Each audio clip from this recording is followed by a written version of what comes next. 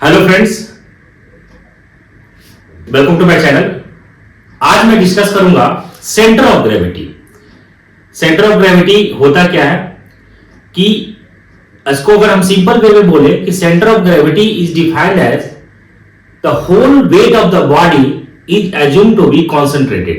अगर हम लोग बात करें कि जैसे ये कोई बॉडी है और इसका सेंटर ऑफ ग्रेविटी कहां पे होगा, तो देखिए हम लोग ये बचपन में भी ऐसे करते थे कि अगर यहां पे इस पॉइंट पे अगर हमने इसको छोड़ दिया और ये बिल्कुल बैलेंस है तो हमारा सेंटर ऑफ ग्रेविटी कहां पे हो लग रहा है, यहां पे लग रहा है। तो यहां पे सेंटर ऑफ ग्रेविटी तो इधर लगेगा नीचे की तरफ, और हम लोग जो इससे क्या लगा रहे हैं, इसके अपोजिट डायरेक्शन में लगा रहे हैं। ठीक है, यहां पे रिएक्शन लगा रहे हैं, तो ये सेंटर ऑफ ग्रेविटी कहलाएगा। अगर मैं बात करूं कि यहां पे जो डायग्राम दिया हुआ है, यहां पे देखिए कि एक्स एक्सिस है, वाई एक्सिस है और जेड एक्सिस है, और यहां पे हमारा कोई नॉन यूनिफॉर्म कोई ऑब्जेक्ट है और इसका सेंटर ऑफ ग्रेविटी यहां पे लिया हुआ है जी। ठीक है, एक्स एक्सिस के अलोंग यहां पे लिया हुआ है एक्स बार, वाई एक्सिस के जो अलोंग लिया हुआ है यहां पे है ना वाई बार, और जेड एक्सिस के अलोंग जो लिया हुआ है यहां पे जेड बार लिया हुआ है।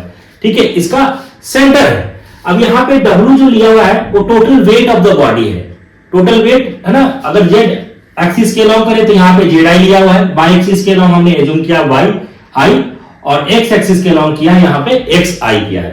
तो यही यहां पे डेफिनेशन भी ये कहता है कि centre of gravity of a body is the point through which the resultant of the distributed gravitational parallel forces passes irrespective to the position of the body.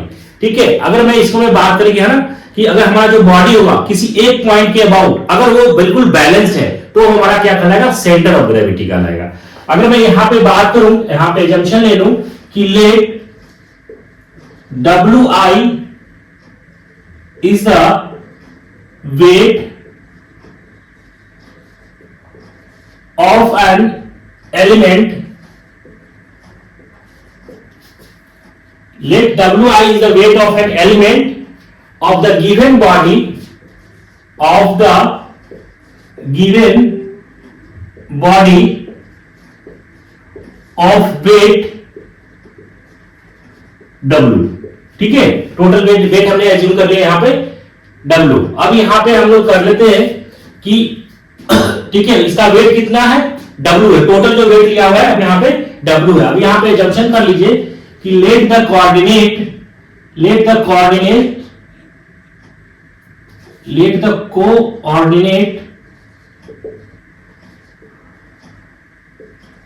x y z and the centre of gravity, centre of gravity का हम लोग G से denote करते हैं, and the centre of gravity ji,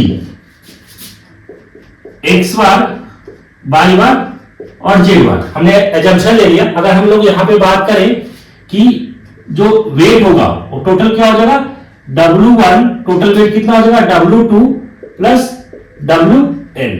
total अगर n number of यहां पे लिया हुआ है तो टोटल अगर हमारा क्या है, ये Wn तक होगा। ठीक है, अगर इसी को हम लोग लिखें तो इसको हम लोग क्या लिख सकते हैं, समेशन ऑफ Wi लिख सकते हैं। तो ये हमारा क्या कहलाएगा, W, ये टोटल वेट हमारा क्या है, समेशन ऑफ Wi। अब इसको हम लोग लिखेंगे कि द रिजल्टेंट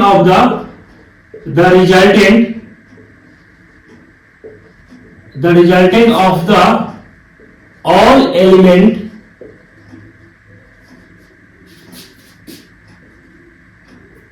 passes through